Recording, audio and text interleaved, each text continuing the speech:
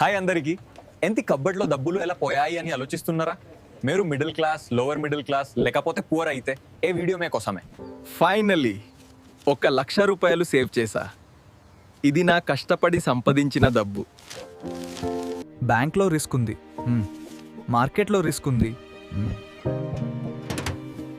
కానీ ఇక్కడ సేఫ్గా ఉంటుంది. ఎక్కడ ఏం చేస్తున్నా అని చూస్తున్నారా? ఎరోయు మా తమ్ముడికి ల్యాప్టాప్ కొనడానికి వచ్చా. మీరు రండి నాతో.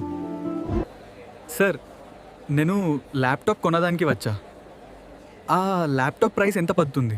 సార్, ఏ ల్యాప్టాప్ ప్రైస్ 1,06,000 రూపీస్. ఎంతి? లాస్ట్ ఇయర్ ఇది 1 lakh కదా? అవును సార్, ఇన్ఫ్లేషన్ వల్ల ప్రైసెస్ పెరిగాయి.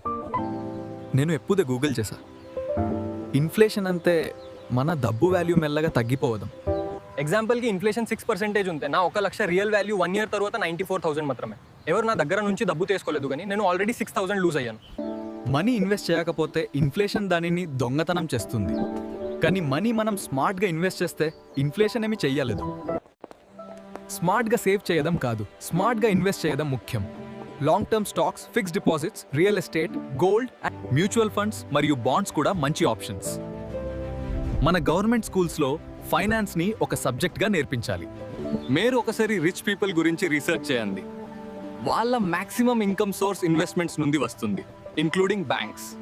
ఏ వీడియో మీకు నచ్చిందని అనుకుంటున్నాను. నచ్చితే లైక్ చేయండి, నచ్చకపోతే కామెంట్స్లో ఇంప్రూవ్ చేయాలో చెప్పండి. థ్యాంక్ యూ అందరికీ.